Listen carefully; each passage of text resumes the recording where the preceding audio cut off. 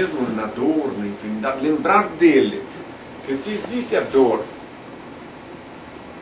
com a anuência dele, com a presença dele, ela mesma pode ser aliviada. Lembrando-se sempre que eu, quando estava na cruz,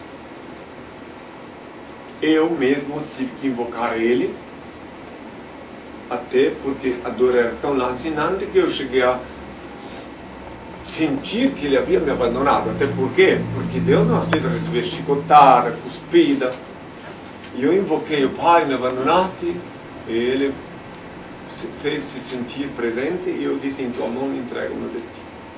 Então, em cada momento que se vive, deve-se lembrar dele, pensar nele, e quando preciso for, nunca invocar em vão, porque aquele que invoca Deus em vão depois não merece ser atendido. E daí, quando preciso invocar o Senhor, não sendo prepotente, imbecil, como uns que às vezes dizem, não vou invocar porque eu não posso ver, eu queria ver. Justamente o poder dele está na invisibilidade. O poder dele, ele não é visto, mas o poder dele é tão grande que ele modifica o planeta Terra como lhe aprover ele, o Senhor. O poder dele é imensurável. Então a gente confia nele todos os dias, em todos os momentos da vida. E não tem de que temer nem o que se arrepender. Se você pensa assim, por exemplo, que você está doente. Bom, está doente porque alguma coisa está irregular em ti. Algum pecado até inconsciente que cometeste. Aí tu confia nele e pede para ele. Não precisa nem pedir a cura. Pode pedir a ele que abrevie o teu sofrimento. Daí ele tanto pode te abençoar com a cura, como pode te abençoar com o passamento tranquilo.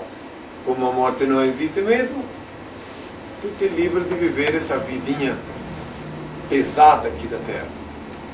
Porque a morte não existe. Aqueles que creem em mim, eu disse há 2000 anos, já e repito, não morrerão jamais. Por quê? Porque quem crê em mim, eu ensino a lei de Deus, e no bojo da lei de Deus está o item reencarnação. Então a morte não existe.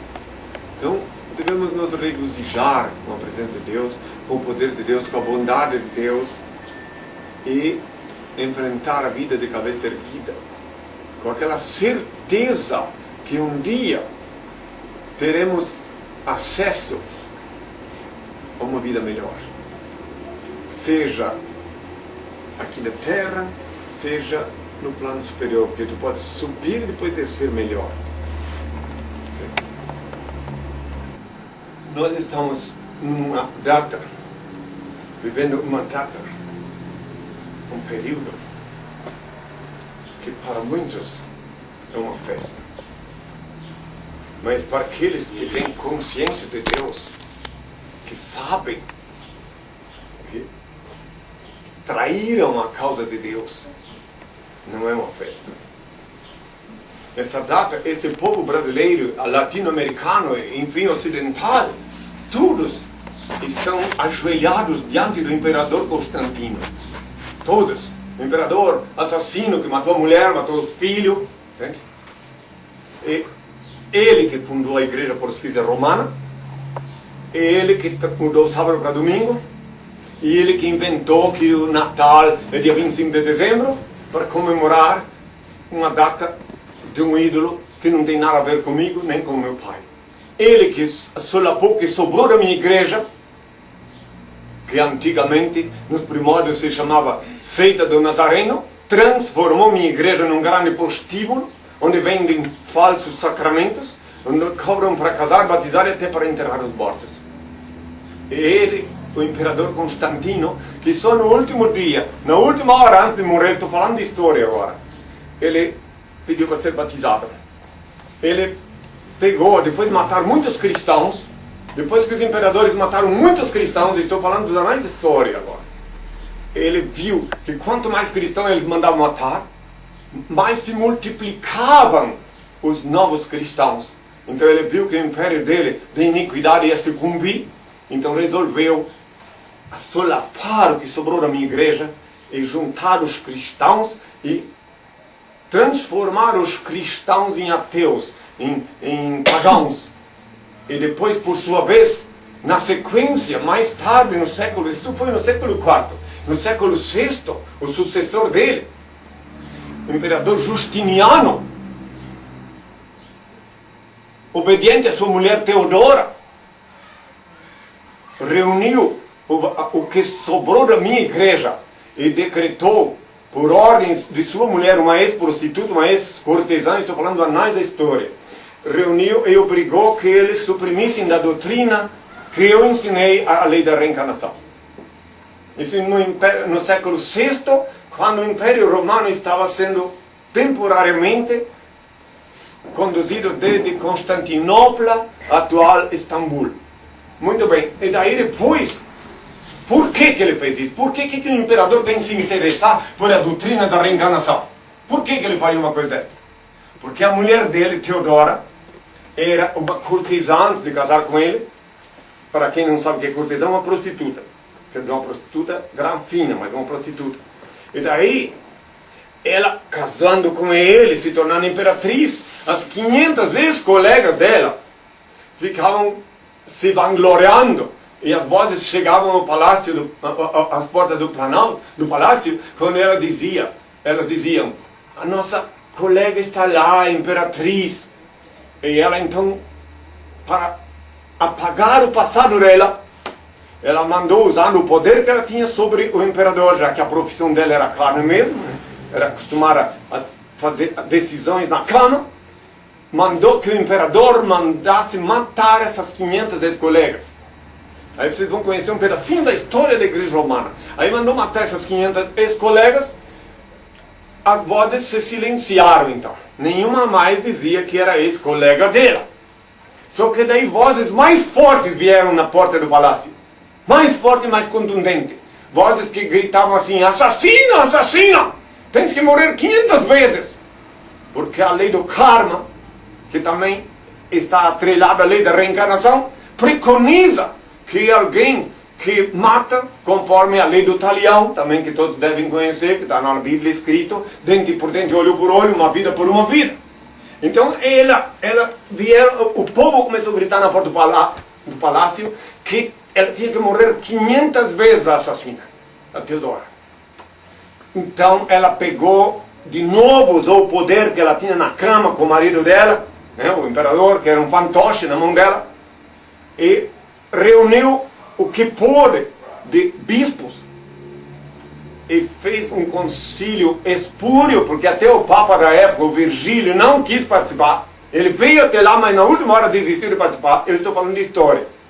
E daí decidiu que suprimisse da doutrina, do que sobrou na minha igreja, o item reencarnação, e que penalizava com morte, com a pena capital, quem ainda falasse nessa doutrina. Eis o que a igreja meretriz romana sobrou, o que sobrou da minha igreja. E eu, quando me chamaram, Jesus disse assim, Pedro, tu és Pedro, e sobre esta pedra eu edificarei a minha igreja, e as portas do inferno não prevalecerão contra ela.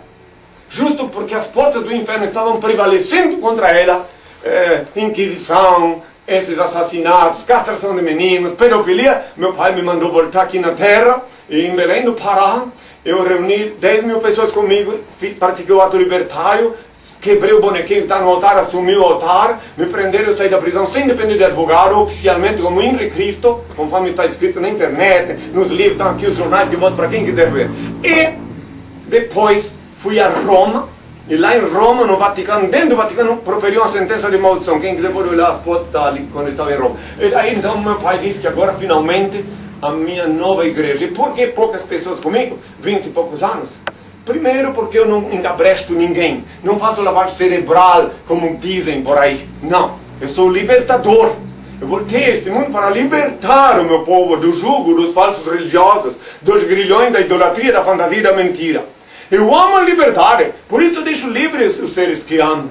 Se voltam, é porque me reconheceram e são meus filhos, dignos de meu Pai, Senhor e Deus, que em mim. Se não voltam, é porque jamais tiveram parte comigo. Meus filhos, quero dizer o seguinte, que nesta data, desde criança, eu não sabia quem eu era ainda, nasci lá, como vocês sabem, numa aldeia lá em Santa Catarina, em Dayal. Eu, desde criança, esta foi a data mais maldita para mim, a data de Natal. Porque era a data sempre que eu era humilhado, desprezado. Era a data em que todos se reuniam e eu ficava isolado. Desde a minha infância, desde a casa onde eu vivi, até eu chegar em Santiago do Chile em 79, onde eu fiz meu jejum. Quando eu era criança, essa data é tão interessante que mas Deus que programou que eu passasse por isso, para eu saber que data maleficente que é esta, porque é uma data falsa. Ninguém pode nunca provar, nenhum arqueólogo, nenhum antropólogo, nenhum paleontólogo, nenhum biólogo pode provar que eu nasci dia 25 de dezembro. E eu sei que não reencarnei há 2000 anos em 25 de dezembro. Foi o imperador que inventou, conforme os anais da história. Eu recomendo que quem pode entender, estude a história da humanidade, a história de César e Cristo, que está no livro escrito pelo historiador Will Durant. Lá podereis ver o que significa Roma. Então, por acaso, nós estamos na véspera desta data. Quero lhes dizer que eu vejo agora, com grande pesar na televisão, as criancinhas pobres, humildes, que não têm nem o que comer, sendo humilhadas pelas crianças ricas. Então o rico vai lá levar uma esmola para o pobre na favela, e o filhinho vai junto, às vezes até com os brinquedos eletrônicos que ganhou. E o rico vai levar uma esmola para o miserável lá. E por que tem tanto pobre? Por que tem tantas crianças desamparadas? Por quê? Porque a prostituta igreja matriz romana proíbe que controle a natalidade. Ela proíbe que controle a natalidade porque e por que ela proíbe? Porque ela aposta na exploração dos miseráveis. Ela vive disto. Essa campanha Criança Esperança. Dinheiro vai tudo, a maior parte para ela, o que não fica na televisão. E as crianças continuam na rua, continuam pedindo esmola. Essa é a realidade. Então, a Natal, eu quero que saibam que para mim sempre foi, no tempo que eu vivi como profeta, no Natal era o único dia do ano que eu ficava sozinho nos hotéis desse país. Porque todo mundo caía para sua casa e o profeta ficava lá sozinho no hotel.